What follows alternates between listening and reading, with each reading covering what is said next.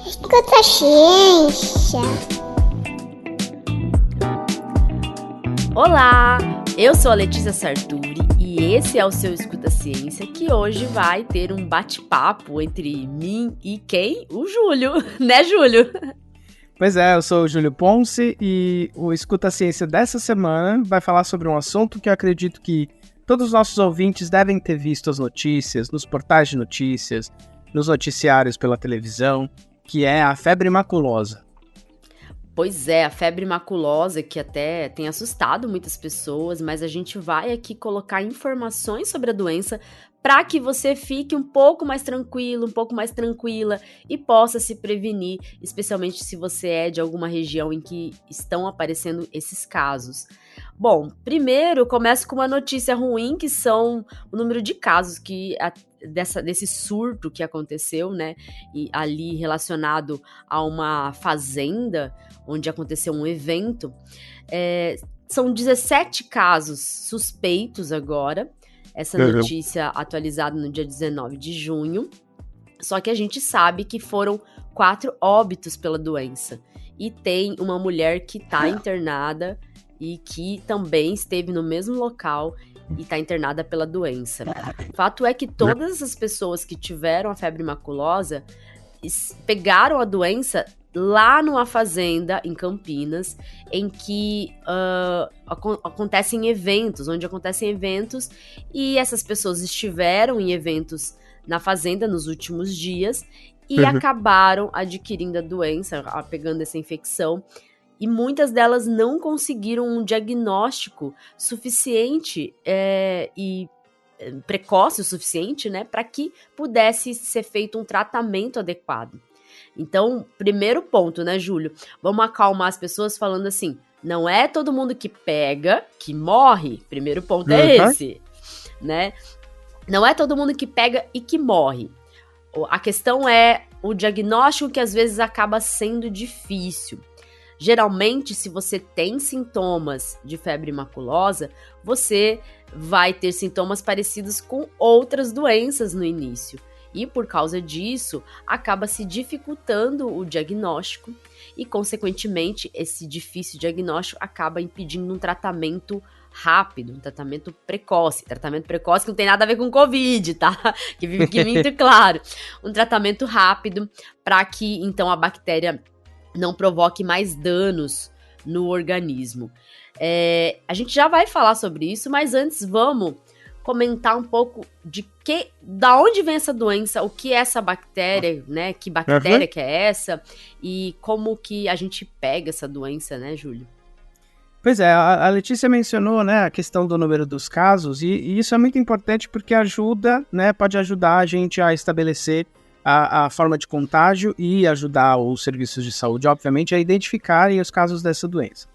Isso porque a doença ela é transmitida pelo carrapato estrela, né, também chamado de micuim, que é o carrapato jovem dessa espécie, quando ele está infectado por uma bactéria, a bactéria Rickettsia rickettsii.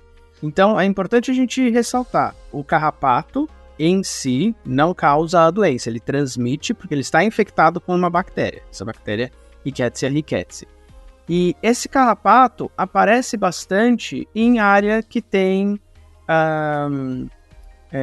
bastante animal de grande porte. Então, boi, cavalo, alguns cães, algumas aves domésticas. Então, áreas de fazenda, áreas de mato, que podem ter também animais de grande porte selvagens, são áreas de maior risco de transmissão dessa doença, que não é uma doença endêmica do Brasil. Aparece também em algumas regiões dos Estados Unidos, tanto que lá ela é chamada de, deixa eu pegar aqui o nome para não errar, Rocky Mountain Spotted Fever.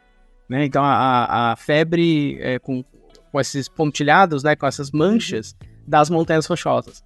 Né? Júlio, então, isso... Oi. Só um ponto. É importante a gente falar que aqui também tem a relação com a capivara, que é você falou animal silvestre, mas destacar a capivara, porque as pessoas às vezes acham que é muito fofo brincar com capivara, beijar capivara, nadar com capivara, mas animal silvestre tem que ficar no seu ambiente e a gente no nosso ambiente. Exatamente. A capivara é um bicho fofo, faz parte da fofofauna, mas a capivara, ela não é um animal doméstico e ela não é para ficar interagindo com humanos. Ela é reservatório da bactéria e como ela pode estar infestada de carrapatos, que é comum, é um parasita comum, um ectoparasita comum em capivaras, a gente pode ter contato com o carrapato quando tem contato com a capivara. Então, esse alerta é importante também, especialmente na nossa região aqui de São Paulo, onde estão tendo esses casos. Isso, e conforme a gente tem um crescimento urbano descontrolado que invada mais essas áreas, né, de mata selvagem,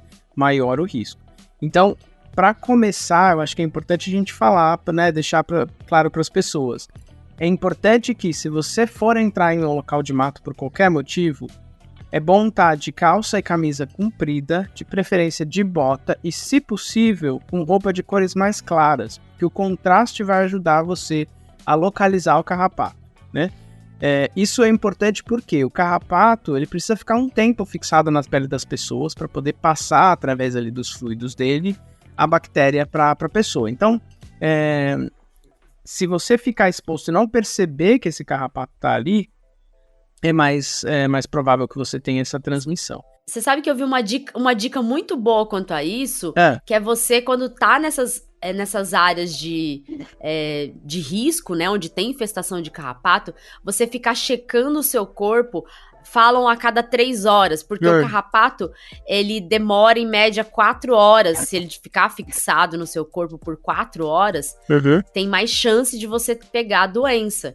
Então, tem uma sugestão que eu li, de você checar o seu corpo a cada 3 horas, para garantir que não tem nenhum carrapato fixado, para esse carrapato não ficar por pelo menos 4 horas, que seria o tempo mínimo aí para ter a transmissão da doença. Muito boa ideia. E é importante ressaltar aqui, né, a gente está falando tanto do carrapato, porque não existe transmissão da doença de uma pessoa para outra. Tem alguns casos muito, muito anedóticos de transmissão por transfusão sanguínea, mas daí, né, justamente a pessoa que deu o azar de ter uma doação de sangue enquanto estava naquele período de incubação, enfim. No geral, contato com uma pessoa infectada não faz você pegar, né? Isso é bastante importante a gente dizer. A transmissão é através desse carrapato infectado pela bactéria. E como a Letícia falou dos sintomas, eu acho que é importante a gente discutir, pontuar aqui para os nossos ouvintes, por que esses sintomas não são tão característicos. Porque no começo é como qualquer outro tipo de infecção. Febre alta, dor no corpo, dor de cabeça, cansaço, desânimo, falta de apetite. Então é muito fácil confundir isso com uma indisposição, com uma infecção qualquer, né? Por isso que eu acho que é muito importante a gente ressaltar para os nossos ouvintes. Se você tem esses sintomas, né, essa listagem de sintomas, mas você tem um momento anterior a isso, né, dentro de uma semana, em que você tenha estado em área de mata fechada, né, em locais de mata, em fazenda, numa festa que foi numa fazenda, qualquer coisa assim, é importante suspeitar, né, é importante levantar a hipótese de que talvez seja a febre maculosa. Esses pontos são bem importantes que o Júlio falou, até porque tem pessoas que estão se preocupando sem estar em áreas de risco e sem ter contato com regiões onde tem infestação de carrapatos. E não há necessidade de se preocupar. Tem gente que pergunta assim, o carrapato do meu cachorro pode transmitir? Se o carrapato do seu cachorro, só se ele tiver, né, dentro de uma região de risco, com animais silvestres que possam servir aí de reservatório, né, se for um cachorro que vive numa fazenda, aí tem a possibilidade, se é uma região endêmica, se é uma região em que tem número de casos da febre maculosa. Agora, se é uma região em que não tem casos da febre maculosa, não precisa ficar preocupado, porque logicamente, as chances são reduzidas, até porque tem que ter casos aparecendo, né, pra gente concluir que ali é uma região que há a bactéria nesses animais que está sendo transmitida para humanos. E esses casos que apareceram em Campinas assustaram justamente porque as pessoas morreram. A letalidade da doença é alta, né, apesar Se não tratada, né? Se não tratada, exatamente. Se não tratada, a letalidade é alta. Então, assusta, né? A gente olha assim, nossa, pessoas jovens, saudáveis, foram lá picadas por carrapato e morreram. Que susto, né? Que desespero. É que a doença provoca uma vasculite, provoca uma inflamação dentro dos vasos sanguíneos. E imaginem, né, gente, essa vasculite, uma inflamação nos vasos sanguíneos, vai provocar uma inflamação meio que generalizada em outros órgãos, vai provocar alterações importantes como trombos, pode provocar a formação de trombos, pode provocar quadros de hemorragia também, e por conta disso, a doença pode evoluir para uma gravidade. Por isso que o tratamento tem que ser rápido, tem que ser precoce. Mesmo que no início se tenha ali alguns sintomas muito parecidos, tem a possibilidade de você ajudar o médico que vai fazer o seu diagnóstico. Isso porque o diagnóstico, na maior parte das vezes, vai ser clínico, já que você não vai ter um exame específico que vai detectar a sorologia, que detectaria os anticorpos gerados pelo contato com a bactéria. A sorologia não vai dar reagente, não vai dar positiva aí em poucos dias, dentro do período que é necessário você entrar já com tratamento. Então, por causa disso, é melhor você tentar ajudar o médico e tentar falar das regiões onde você esteve, né? Quais regiões que você esteve? Você esteve em regiões de risco para febre maculosa? Acha que pode ter tido contato com o carrapato infectado? Isso pode ajudar a tratar, porque o tratamento ele tem que ser iniciado nos primeiros 2 a 3 dias dos sintomas. Então, realmente, para a gente ter um tratamento efetivo e que cure, que leve à cura, porque a cura acontece com o tratamento com antibiótico. Para que isso aconteça, tem que ser no início. E para ser no início, tem que ter aí um histórico para ajudar o médico, porque não vai ter um outro exame, não vai ter, às vezes, um sinal muito característico de que você tem febre maculosa. Tanto que, não sei se você viu isso, Júlio, esse casal, o primeiro casal que morreu da febre maculosa nesse surto, esse casal, eles desconfiavam, não sabiam se eles tinham morrido de febre maculosa ou de dengue. Se eu não me engano, estavam confundindo com dengue hemorrágica, né? E aí, por que a confusão? Por causa da característica de ter manchas pelo corpo, que pode acontecer também na febre maculosa. Só que olha só que interessante, né? Tem aquelas manchas que são características de estarem nas palmas das mãos e nas solas dos pés. E por conta disso, daria até para dizer assim, poderíamos diferenciar. Só que nem todo mundo tem todos os sinais de quando tem uma doença, né? Então, é importante sempre pensar, tô numa região endêmica, frequentei uma região onde pode ter carrapato, tenho sintomas iniciais que são comuns a várias doenças, mas que pode ser febre maculosa. Aí, então, eu vou procurar o médico já contando esse histórico para o médico, para ajudar o médico, né? Afinal, eu quero sobreviver. Exato. E é importante a gente também ressaltar para os nossos ouvintes, porque, como a gente falou, a questão de verificar a presença de carrapatos no corpo de 3 em 3 horas, por conta da questão de eles precisarem ficar cerca de 4 horas para transmitir a bactéria, se por acaso tiver algum carrapato preso ao seu corpo, existem formas mais adequadas de remover, né? Então, obviamente, tem que ser removido o mais depressa possível, né? Porque quanto mais tempo de contato, maior o risco de passar a bactéria. Mas não é recomendado que você esmague o carrapato entre as suas unhas. Por quê? Com o esmagamento, vai ter liberação dos fluidos, né? Dos fluidos internos ali do carrapato, que é justamente onde estão as bactérias. E como ele já está preso ao seu corpo, tem as pequenas lesões, né, do lugar onde ele se grudou ao corpo. Então, essa liberação das bactérias em contato com essa ferida pode aumentar o risco da infecção. Também não recomendam que você force o carrapato a se soltar encostando uma agulha ou um palito de fósforo quente, porque isso estressa o carrapato, faz com que ele libere mais saliva, novamente, fluido numa ferida. aumenta o risco de transmissão da bactéria. Então, o que se recomenda é que se retire o carrapato fazendo uma leve torção, para que a boca solte a pele, mas sem esmagar o bichinho.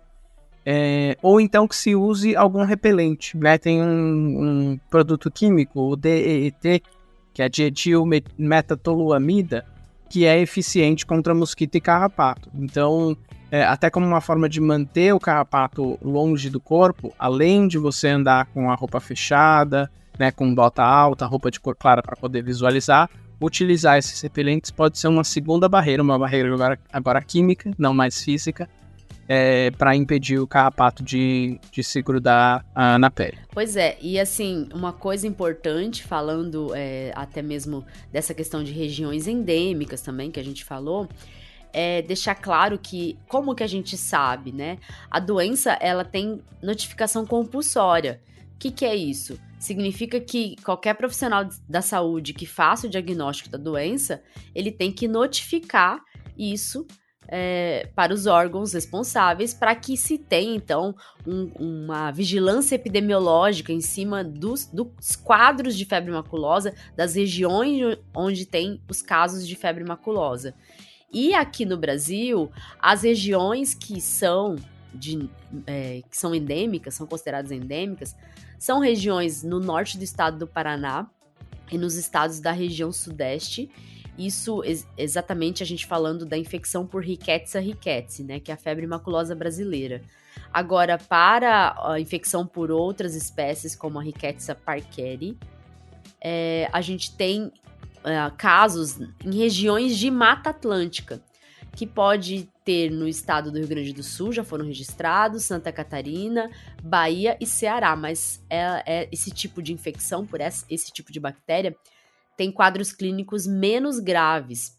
Então, veja, se você mora nessas regiões, né, convive com animais que possam ter infestação de carrapato, é importante, então, sim, estar atento aos sintomas, estar atento ao seu corpo quando você anda nessas regiões e que pode estar o carrapato, usar o repelente, como o Júlio falou, tentar aí estabelecer uma série de medidas, verificar o corpo de 3 em 3 horas, se for o caso de ficar aí muito tempo andando nesses locais, tudo para evitar que você tenha infecção.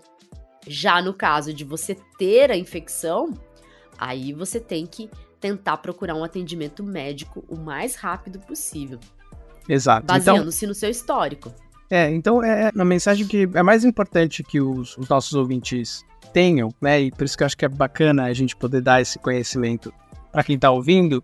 Primeiro, não se desesperar, porque todos os casos confirmados até agora tiveram essa correlação com um local de mato, né? Então, se você mora numa cidade afastado, né, e você mora num centro urbano, é bastante mais improvável que você tenha contato com a espécie específica de carrapato infectado com a bactéria específica que causa a febre maculosa. Segundo, caso porventura você precise ir em área de mato, há formas de se proteger, há formas de você garantir que você não vai ter contato, e tendo contato, há formas seguras de remover o carrapato. E ainda assim, se porventura você contrair a doença e conseguir diagnosticar rápido, fizer o tratamento com antibiótico, o tratamento sendo feito nos primeiros dias do surgimento dos sintomas, consegue reverter completamente os sintomas sem deixar sequelas, né? Então, acho que o importante para as pessoas agora é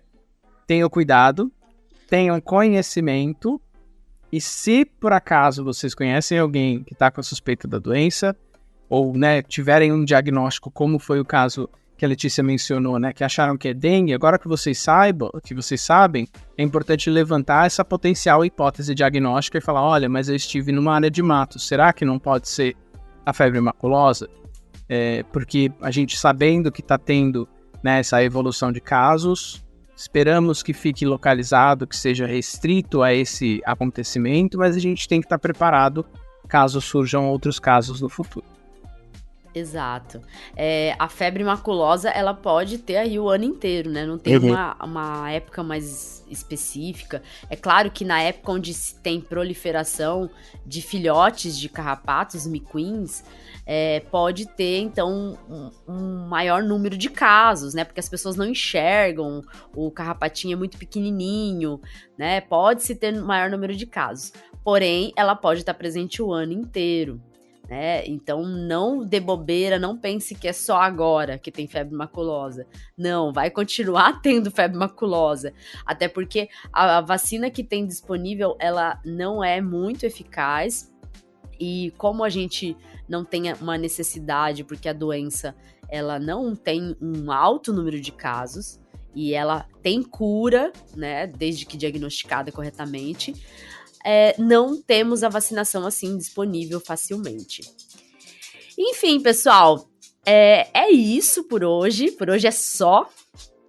A gente espera que tenha aí esclarecido para vocês bem sobre a doença, para vocês ficarem protegidos, munidos de informação, porque a informação salva. E compartilhe esse episódio para que mais gente possa aí também ter informação e possa ficar protegido com as informações científicas. Então a gente vai ficando por aqui, né, Júlio? É isso, a gente se despede nessa semana com mais um episódio do Escuta Ciência. Continuem ouvindo a ciência, espalhando a ciência, compartilhando a ciência e usando o conhecimento que a gente traz aqui para vocês para se protegerem dessa doença e não ficarem assustados com o que vocês estão vendo nas notícias.